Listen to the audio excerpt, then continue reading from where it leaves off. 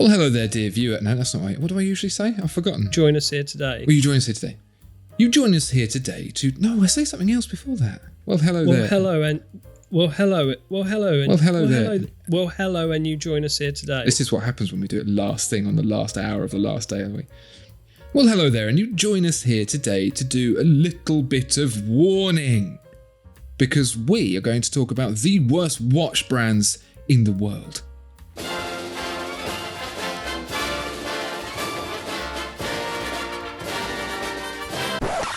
Tom, would you say you're a particularly savvy buyer? I've got street smarts, and only the best will do when it comes to my watch buying needs. Well, Tom, I've been thinking about the best watch brands in the world because I like their watches, but also there are the worst watch brands in the world, and I thought today we could pull together a list of 10 so our dear viewer and listeners could make sure to avoid them. Are you up for that?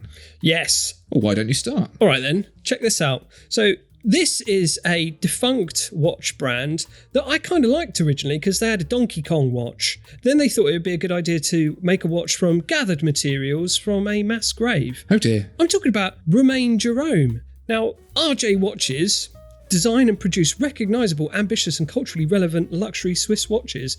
Now, there's nothing more culturally relevant than the Titanic, is there? And they made a watch with Titanic DNA. So Romain Jerome brought history-making material to the wrist with its watches using steel from the Titanic. The use of the term DNA also makes me think they might have brought a few other bits and pieces up from the people who had remained behind in the Titanic. Oh, good one. Thanks. Yeah, it's a funny one. It's a bit of an odd choice, isn't it? You know, James Cameron can go down there and have a little poke around, but if he was to bring stuff up and then repurpose it into a watch and flog it, it'd probably be put on blast. Well, they won't be bothering anyone anymore, will they? But the Brick Watch Company will be. Now, I have no problem with people making watches and selling them, making a little bit of profit. Obviously, you've got to keep the lights on. But the gentleman who put together the Brick Watch Company, who has made watches out of parts that are available very, very cheaply, has marketed this thing for $2,000. It's a watch that at best is worth a couple of £100. That in itself still isn't that bad, but the fella has gone on record as saying that he doesn't even know watches. This watch isn't for watch people, which tells me that he thinks it's for people who don't know any better. He's also gone on record as stating that the information that he has written about his watches is all wrong because he just pinched it from another watch brand anyway. You know the expression red flag? This is a red flag poking out a volcano on top of a nuclear warhead. Yeah, I mean, well, you say that, but I wasn't listening at the beginning, so I'm not sure what watch brand you're talking about. It could be any number of them, to be fair. This one did it biggest, best, and most recent, I would say. If you have something bad to say, I want to cut your eyeball out and feed it to a wolf. Brick Watch. Be a Brick Watch man. Carrot came out. I've got one for you. Go on. And I'm only going to say it because I think people are expecting it, and I 100% do not believe that this is one of the worst watch brands ever. I think people only think it is because they just can't handle it. I'm talking about Invicta watches. Okay. Often, most popular watch sizes, we like 38, we like 41. But the very best of us like the Geiger Chad size, which is what most Invicta watches come in. If you can't pull that off, then yeah, you're going to think this is one of the worst watch brands ever around. So if I understand what you're saying, for the common man, the Invicta brand is the worst because it brings out the worst in you. It shows you up as a person, your failures as a human being, in fact. I don't know. Speaking of don't know, here's a watch brand that doesn't know what it's doing. Yeah. Daniel Wellington. Now, Daniel Bedingfield. Wait, no, what did you say? Bedingfield? No, Wellington. Daniel Wellington. If I were to purchase a watch from AliExpress, Tom, for $20, and knowingly try to sell it to you for $200, how would you feel about that? I would politely decline. Unless you had a really cool story about meeting some fancy gentleman up a mountain or something. Who was carrying a duck. Yes. This is what Daniel Wellington is trying to do. It's not a 10 times markup on the manufacturer. It's 10 times markup on the retail value of the products it makes. and it does so with complete disdain. Not really my kind of thing, Tom. So that's why I'm putting Daniel Wellington on this list. Yeah, it's taking up valuable mind share that Seiko could be occupying. So that's the only problem I have with it. Yeah.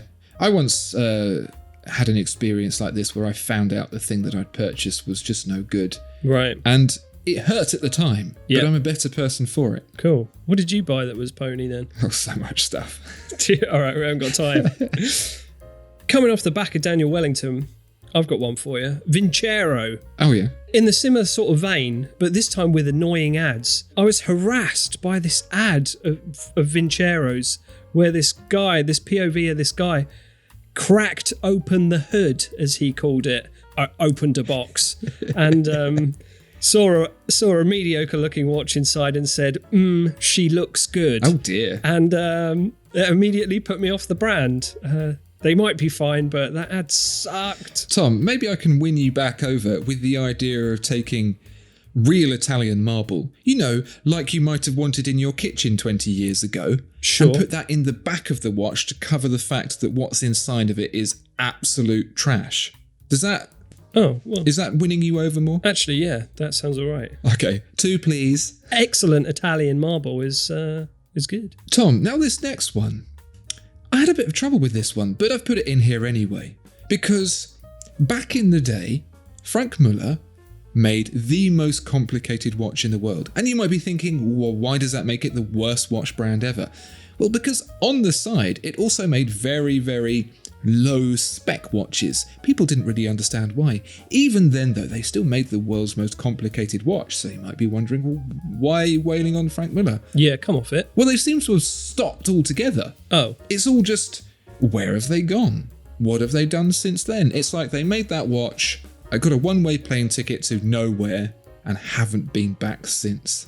So you think Frank Muller is the worst watch brand ever because wasted potential? Exactly. Yeah.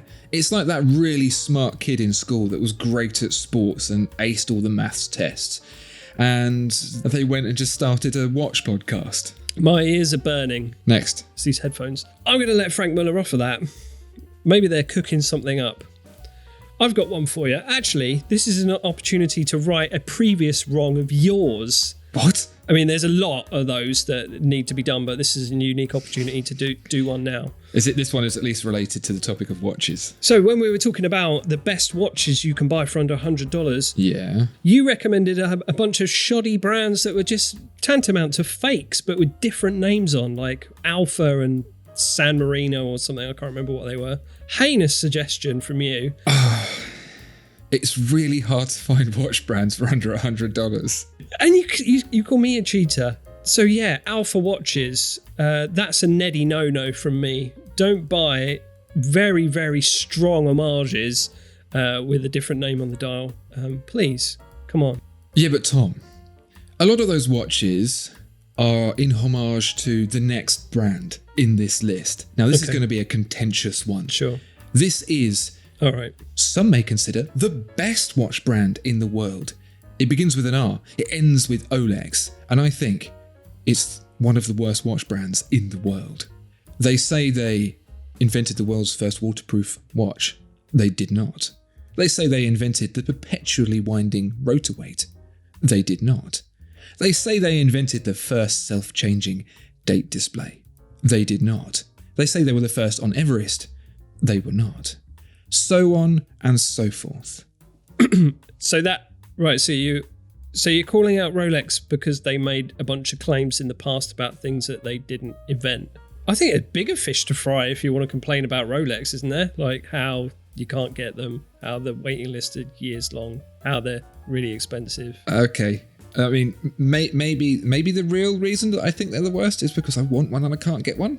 Ah, okay, cool. Yeah, so it's a bit like the Invicta thing. Like you're not Chadley enough to pull it off. You can't get hold of one. So it's just sour grapes. Is that what this is all about? Sour grapes? I think so. Yeah. I'm not man enough to wear an Invicta. No. I'm not rich enough to buy a Rolex, and I'm taking it out on you, Tom. Yeah. By making me have this conversation with you. I've got one for you. Go on. Do you remember back in the day We talk about Argos watches quite a lot. Yeah.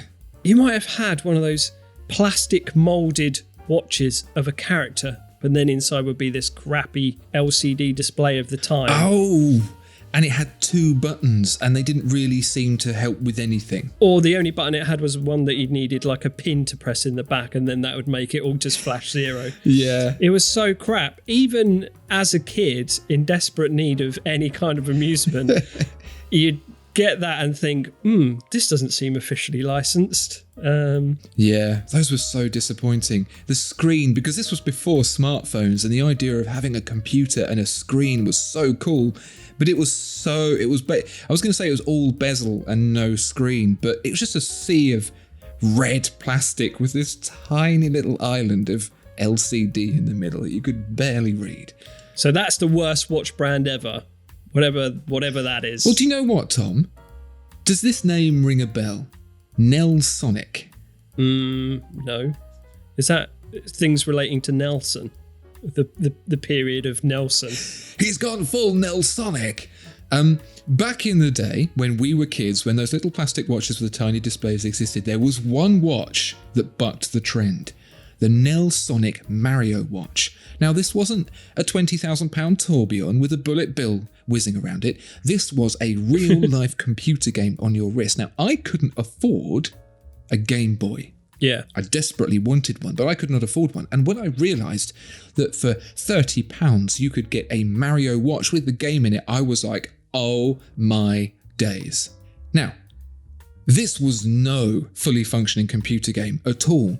This was basically a slightly larger version of the thing you were describing, but instead of numbers, there were just characters in certain places, and if you press left, your character would jump from one bit to another, or from the top to the bottom, and then the enemy would fire a ball at you, but it would fire and it in 2 stages. It was just a complete hoax, a complete nonsense. Like those little Tiger games. Yeah, like a crappy Tiger game on a strap, basically. Yeah. That was such a disappointment. Yeah. But number 10, Tom, of our top 10 worst watches in the world ever, is Hublot. No, not really. Give it a rest. No, do you know what? I put Hublot there because that's what Nico wants. But I think Nico's wrong. I quite like Hublot. Not all of them. Yeah. But some of them. You're not going to get the best value for money, but this is luxury watches. Come on. No one's getting value for money. Get an Apple Watch. Use your phone. I think they make some cool stuff. Yeah, they're fine. Yeah. Gareth Southgate looks good in one, but he looks good anyway, doesn't he? His little Marks and Spencer's blue suits, his Hublot watch on. I don't know any other watch brand that you can buy a watch that comes with a little drill to wind it with. That's fun, yeah. That is fun. I'm all about fun. If you ask any of my friends to describe me, they say he's fun. I'm all about it. Fun is fun. Hublot is fun. And I wanted to put that at the end of this, for all of the people expecting to hear Hublot and for us to say it's the worst watch brand in the world, to hear it's not. There's way worse. There's way, way worse. As long as you know what you're buying into, it's fine. Yeah, they're all fine. Get whatever you want. Who cares? So there you go, dear viewer and listener. Top 10 worst watch brands in the world? You decide, because after all, it's your money and you can buy whatever watch you like. Thank you so much for listening. Please do like and subscribe, and we'll see you next time. Goodbye. Bye-bye.